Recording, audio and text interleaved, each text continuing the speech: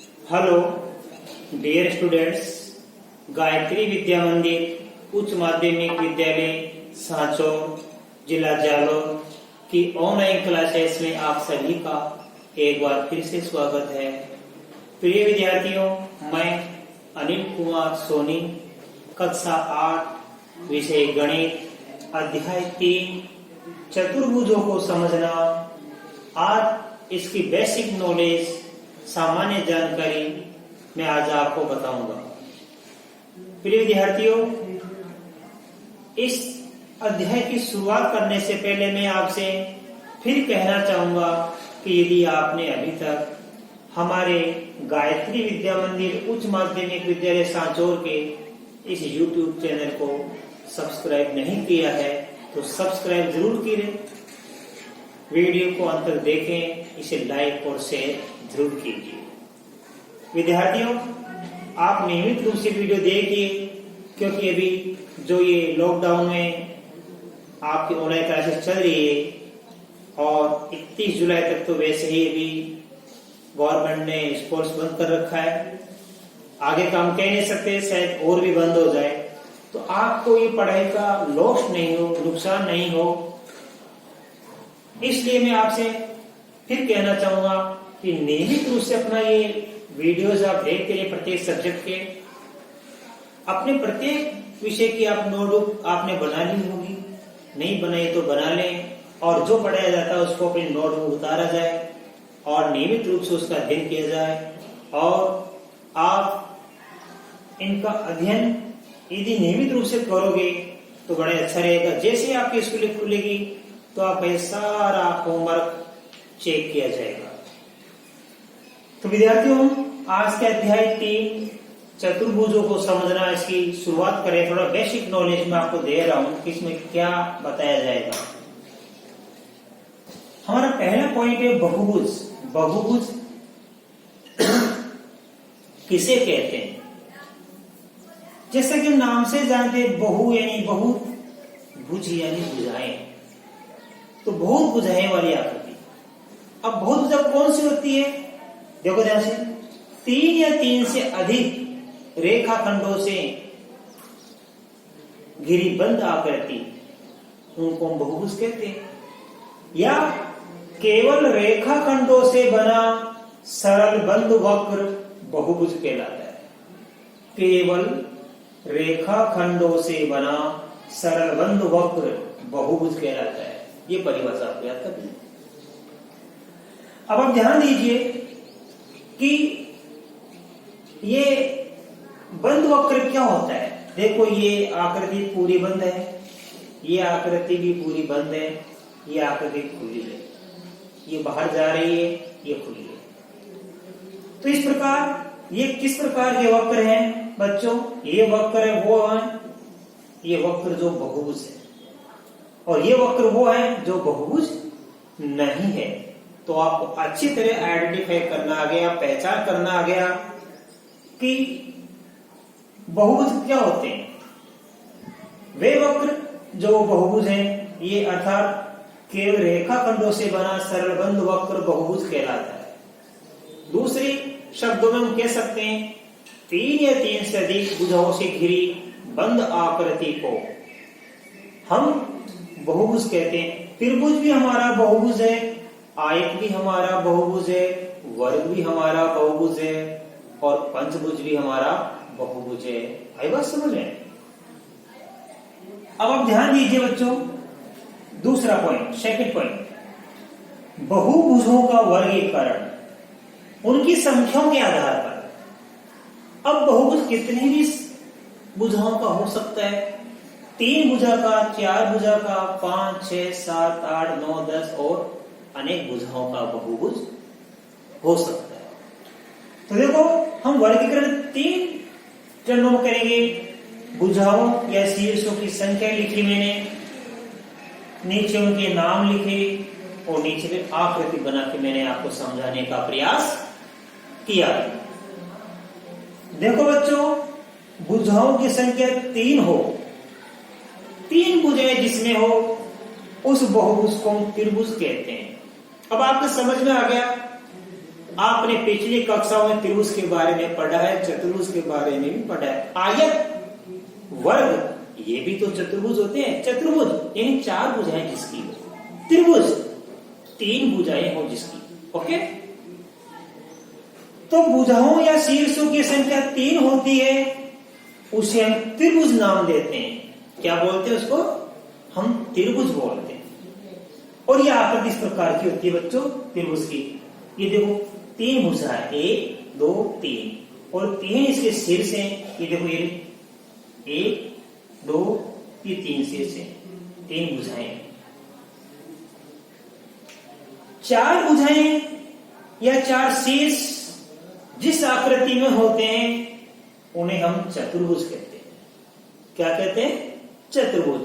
तो 4 भुजाओं वाली आकृति को हम चतुर्भुज कहते हैं। और ये मैंने एक चतुर्भुज की आकृति बनाकर आपको समझाने का प्रयास किया है। 5 भुजाएं या 5 शीर्ष जिस आकृति में हो उसे हम पंचभुज कहते हैं। क्या कहते हैं उसको? पंचभुज। पंच 5 भुजाएं, पंचभुज, 5 भुजाएं जिसकी हो। और इस प्रकार हमने आपको एक पंचभुज बनाकर आकृति पंचभुज की बनाकर समझाने का प्रयास किया है।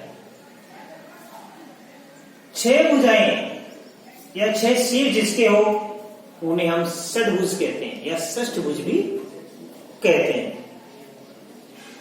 तो देखिए बच्चों, मैंने एक आकृति बनाकर आपको ये समझने का प्रयास किया है कि 6 भुजाएं जिसकी हो उसको हम षटभुज कहते हैं।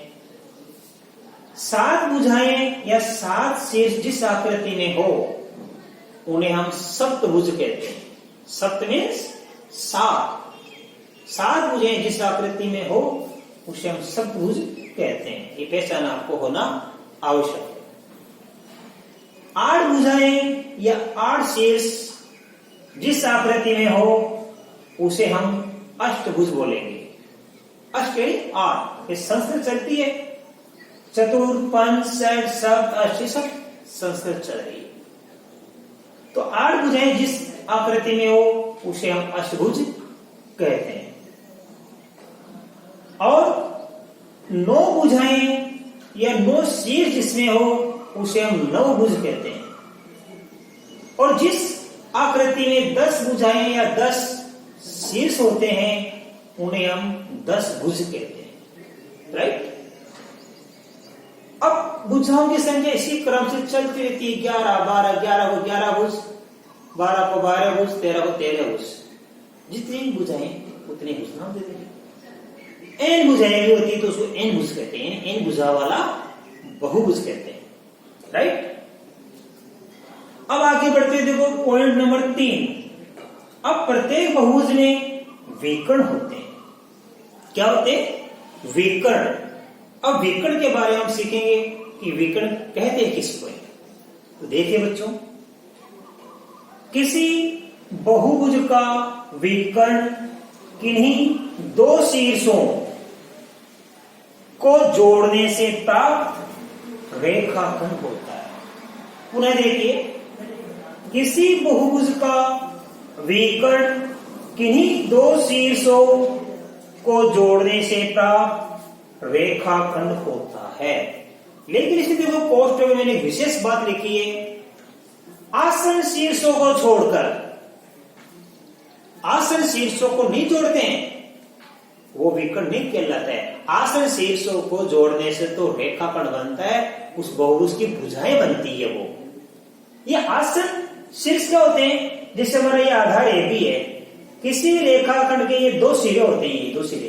तो ये क्या दोनों आपस में आसन शीर्ष है।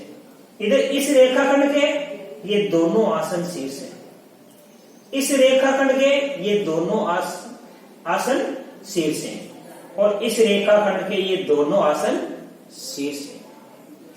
तो आसन शीर्षों को छोड़कर किसी बहुभुज का विकर्ण किन्हीं 2 शीर्षों, आसन शीर्षों को छोड़कर किन्हीं 2 शीर्षों को जोड़ने से प्राप्त रेखाखंड होता है।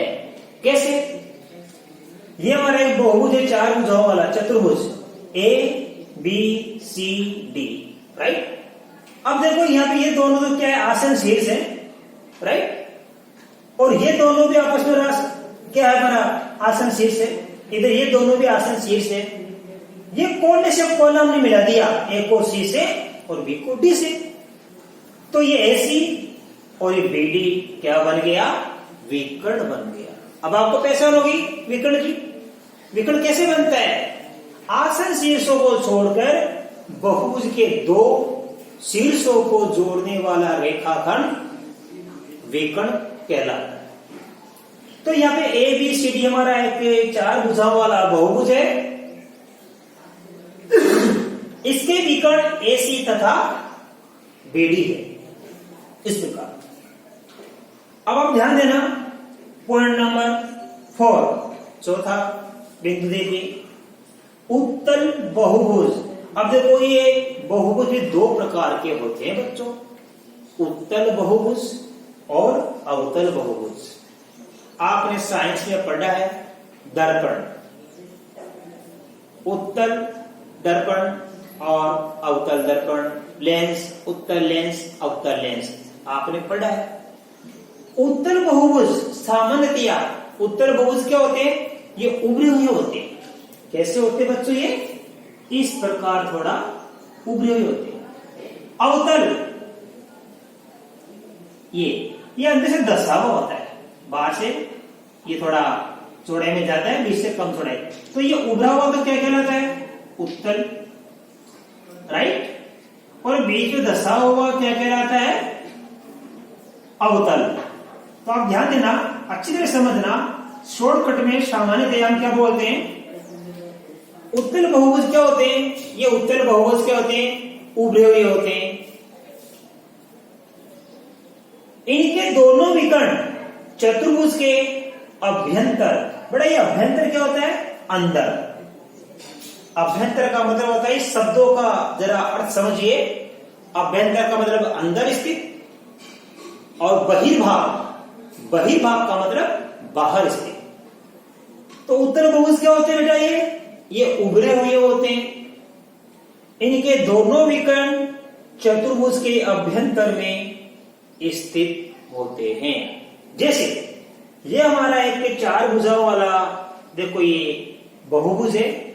आपकी कोई भी आयत है, वर्ग है, समांतर चतुर्भुज है, समलंब चतुर्भुज है, कैसा भी चतुर्भुज है, या और कोई भी पंचभुज है, षष्ठभुज है, ओके।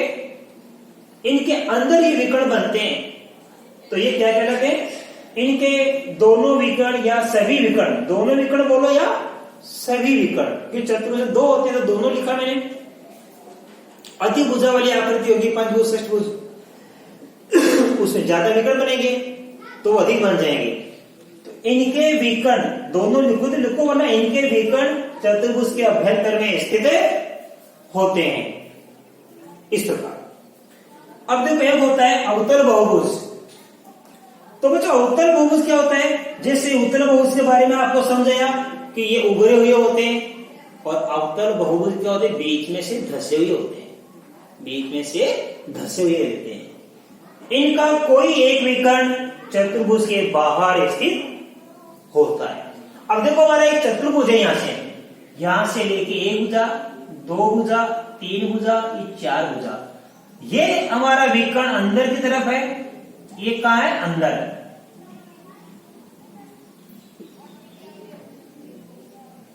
और ये विकर्ण का है, बाईं।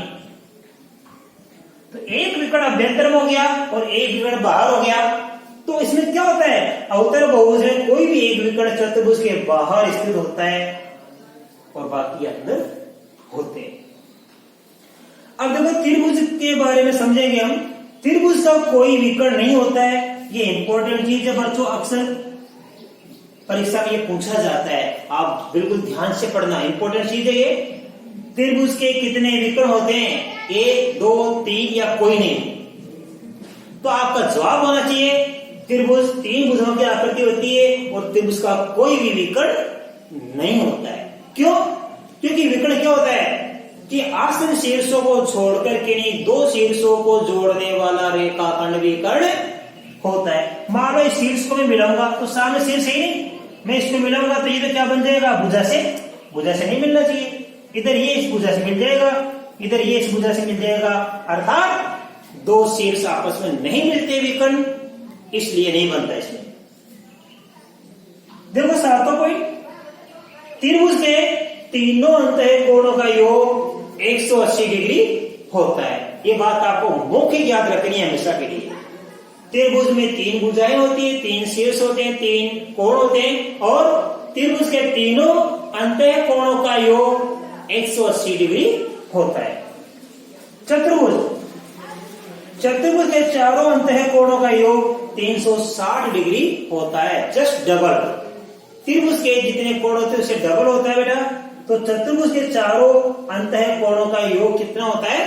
360 डिग्री होता है। जैसे ये हमारा त्रिभुज बना रहा हूं, तो ये 1 2 3, इन तीनों का योग कितना होगा? 180 डिग्री। मैं ये चतुर्भुज बना रहा हूं, ये 1 2 3 4, तो त्रिभुज के तीनों कोणों का योग 180 डिग्री होता है, और चतुर्भुज के चारों कोणों का जोड़ कितना होता है? 360 डिग्री होता है। तो आपको बड़ा ये 8 पॉइंट तो अच्छी तरह समझ में आए। अब कुछ पॉइंट शेष रह गए, मैं आपको वो और बता रहा हूं। देखिए बच्चों, पॉइंट नंबर 9, समबाहुभुज और विषम बहुभुज किससे कहते हैं? तो पहले सीखेंगे समबाहुभुज। जिन बहुभुजों की सभी भुजाएं वह कोण बराबर हों उन्हें समबाहुभुज कहते हैं। जैसे त्रिभुज एबीसी है, इसकी तीनों भुजा 3 सेमी की है, तो समान भुजाएं तीनों, इसलिए हम इसको कहेंगे समबाहु त्रिभुज। तीनों कोण भी समान नापते होंगे, तो समबाहु त्रिभुज का प्रत्येक कोण कितना होगा? क्योंकि तीनों कोणों का जोड़ 180 होता है, तो 3 का भाग दे लेंगे 180 में, तो 60 डिग्री का हो जाएगा। तो समबाहु त्रिभुज है ये, इसका प्रत्येक कोण 60 डिग्री का होता है। ये देखो, ये एक चतुर्भुज है, 4 सेमी 4 सेमी 4 सेमी की भुजा है, तो ये वर्ग हो गया। तो वर्ग क्या हो गया? समबाहुभुज हो गया। इसी प्रकार पंचभुज षष्ठभुज भी, उनकी भुजाएं भी सभी समान नाप की हो सकती है। तो जब बहुभुज की सभी भुजाएं वो कोण बराबर हों तो उन्हें समबाहुभुज कहते हैं। विषम बहुभुज, जिन बहुभुजों की सभी भुजाएं कोण बराबर नहीं हो उसे विषम बहुभुज कहते हैं। जैसे 3 सेमी, ये 4 सेमी, ये 5 सेमी भुजा है, तो ये विषम बहुभुज हो गया। इसी प्रकार देखो, ये 3 सेमी 4 सेमी 4 सेमी 6 सेमी, तो ये विषम बहु चतुर्भुज हो गया, ये विषम बहु त्रिभुज हो गया। भुजाएं व कोण समान हो तो समबाहुभुज, सभी भुजाएं कोण बराबर नहीं हो तो विषम बहुभुज कहलाता है। देखो पहले पॉइंट, समबाहुभुज के अंतः कोणों का योग ज्ञात करने का सूत्र होता है n-2 × 180 डिग्री। n क्या होता है? बहुभुजों की संख्या है, बहुभुजों की संख्या है। मानो n की जगह मानो हमारे 5 भुजा वाले कोई आकृति है पंचभुज। अब कोई पूछे कि पंचभुज के सभी अंतः कोणों का योगफल कितना होता है, तो इस सूत्र से क्या करेंगे? हम n की जगह क्या रख देंगे? 5, क्योंकि पंचभुज में 5 भुजा होती है। 5 - 2 हो गया 3।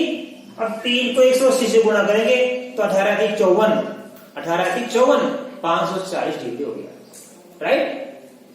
त्रिभुज के तीनों अंतः कोणों का योग कितना होता है? 180 डिग्री। देखो कैसे, अब n, त्रिभुज में 3 भुजा होती है, तो n की जगह 3 रखेंगे। 3 - 2 1 बच गया, 1 को 180 से गुणा करने पर 180 बन जाता है। तो समबाहुभुज के अंतः कोणों का योगफल ज्ञात करने का सूत्र होता है, ये याद करना, 3 नंबर का सवाल आता है जरूर, n-2 × 180। 12 पॉइंट, समबाहुभुज का प्रत्येक अंतः कोण। तो देखो, ये तो क्या अंतः कोणों का योगफल। अब पूछा प्रत्येक अंतः कोण, तो प्रत्येक नहीं एक का, तो एक कोण का मान कैसे क्या करेंगे? बहुभुज की जितनी भुजाओं की संख्या है उसका भाग दे देंगे। 5 भुजा है तो 5 का भाग दो, 4 भुजा है तो 4 का भाग दो योगफल में, और n भुजा है तो n। तो देखो n-2 × 180, ये तो वैसा का वैसा ही है, यानी ये क्या अंतः कोणों का योगफल ज्ञात करने का सूत्र। बटा n क्यों लिखा? प्रत्येक अंतः कोण का मान ज्ञात करने के लिए बटा n लिखते हैं। 13 देखो, समबाहुभुज के बहिष्कोणों का योग कितना होता है? 360। समबाहुभुज कैसा भी हो, चाहे त्रिभुज हो, चतुर्भुज हो, पंचभुज हो, बहिष्कोण मतलब भुजा को आगे बढ़ाने पर बाहर की तरफ जो कोण बनता है उसको बहिष्कोण कहते हैं। जैसे हमारा त्रिभुज है, तो ये 3 अंतः कोण हो गए, इस भुजा को आगे बढ़ाया, ये बहिष्कोण बन गया। इस भुजा को आगे बढ़ाया, ये बन गया। और इस भुजा को आगे बढ़ाए तो ये बन गया, राइट। इस प्रकार ये बहिष्कोणों का योग हमेशा कितना होता है, 360 डिग्री। समबाहुज का प्रत्येक बहिष्कोण, अब देखो समबाहुज का प्रत्येक बहिष्कोण कैसे क्या करेंगे, 360/n से। n का मतलब है भुजाओं की संख्या, आए समझ में। तो 3 भुजाएं तो 3 का भाग देंगे और 5 भुजाएं तो 5 का भाग देंगे। तो समबाहुज के बहिष्कोणों का योग होता है 360 डिग्री और समबाहुज का प्रत्येक बहिष्कोण होता है 360/n डिग्री। तो आज मैंने आपको इस प्रश्नावली के अध्याय 3 के चतुर्भुजों के समझना, इसका बेसिक मैंने आपको नॉलेज दे दिया है। आज का ये आपका बेसिक नॉलेज पूरी हो गई है और कल अगले वीडियो में हम एक नई प्रश्नावली चालू करेंगे इसी के अध्याय 3 की 3.1। मैं आशा कर सकता हूं कि आप इनको अच्छी तरह से समझ पाए होंगे और इनका अध्ययन करना, इनको याद करना, अपनी नोटबुक में इसको उतारना, बड़ा जरा ध्यान पूर्वक पढ़ा करो, रोजाना पढ़ा करो, क्योंकि अभी आपके जो ऑनलाइन क्लास चल रही है थोड़ा अभी लंबी चलेगी और जहां तक मैं समझता हूं अभी निकट भविष्य में अभी स्कूल खुलने के चांस कम है, इसलिए आप इसको रोजाना पढ़ा करें और नियमित रूप से अपना होमवर्क करें। जैसे स्कूलें खुलेगी आपका होमवर्क चेक किया जाएगा। धन्यवाद।